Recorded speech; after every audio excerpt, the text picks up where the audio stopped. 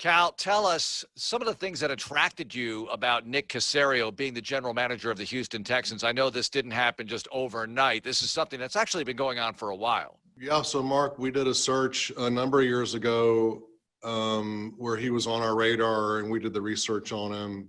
You know, we were not allowed to talk to Nick, which is proper back then because those were the rules we were operating under. But he's really been on my radar since that time. So that's been a couple of years. He's just been a 20-year loyal person who's worked up through the ranks, highly respected across the league. People see him as an NFL elite personnel man. And if you go across the league and ask people, and, you know, as an owner, and have been an owner, not, you know, with Dad, but going to the meetings and all these things that I have come to know a lot of people in the front office. Nick is not one that has ever been out front in the media or anything, but you can't find anyone that will say anything bad about him. I mean, he is just a really solid person, believes in family, strong belief in doing things the right way. And he's just a really good fit for us here.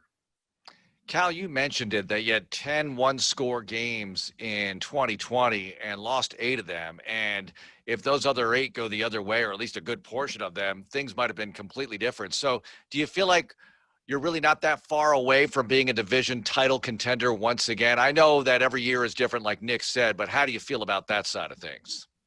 Yeah, every year is different. I think what you want to see is a team to play better and be constantly improving.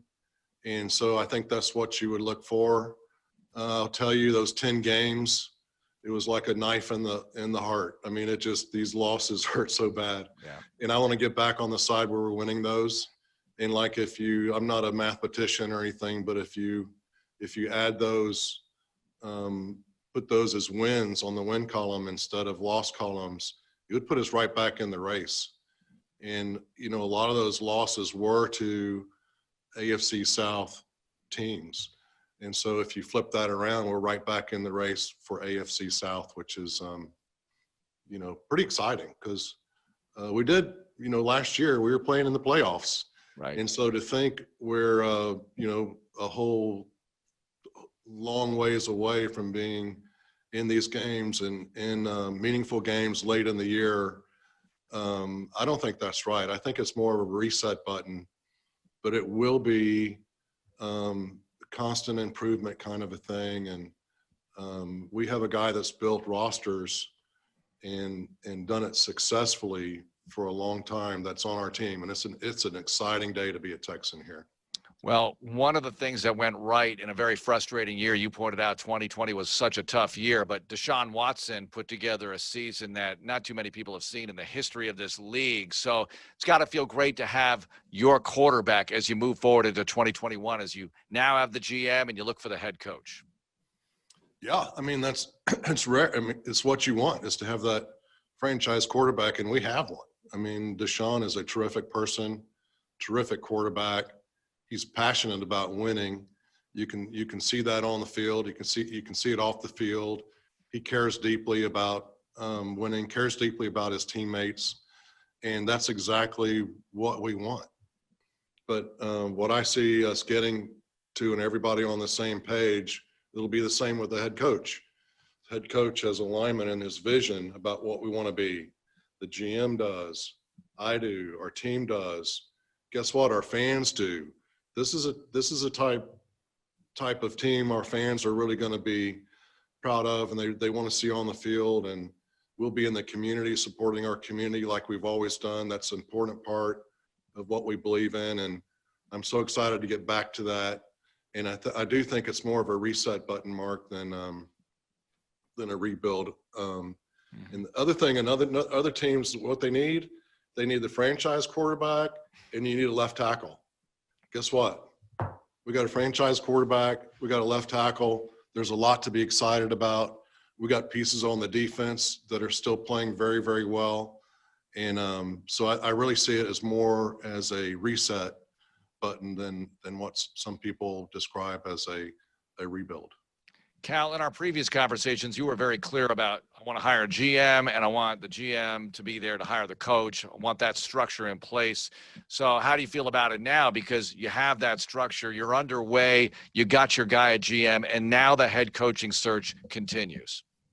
That's exactly right. So it's, playing out just according to plan. You get your GM in place, use his expertise, and we'll gather up and circle up and reinvigorate that search here in the next few days. Nick flew in with his family, got in yesterday, stayed at a hotel. I don't think he ever unpacked his bags.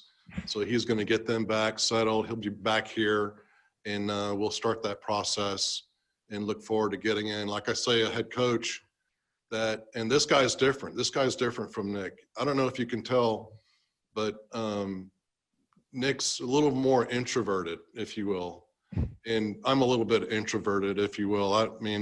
But the head coach will not be the introvert. The head coach will be the one that will be really communicating our message, communicating our vision. And that's the person the fans will see the most. And so they'll gravitate towards him. The team, he'll be constantly talking to the team and explaining that vision and communicating those things. And he'll be the leader of our group, the leader of men. And, hopefully, he'll give a speech and they'll all want to run through the brick wall for him, which is all what we all want. And so that's the type of a coach, and it's a different guy than the GM guy as far as personality and traits you're looking for. But at the same time, you're looking for the same characteristics as far as alignment about what you want. You want to be committed, collaborative, cooperative, committed to doing the right thing, committed to winning. At the end of the day, we know we got to win, and we'll be right back to doing that. Well, Cal, we want to thank you for the time, and we're very excited about what's to come. We know everything's moving very fast. Thanks so much for spending some time with us today. Glad to, Mark. Rock and roll, baby. Rock and roll. Thank you, Cal McNair.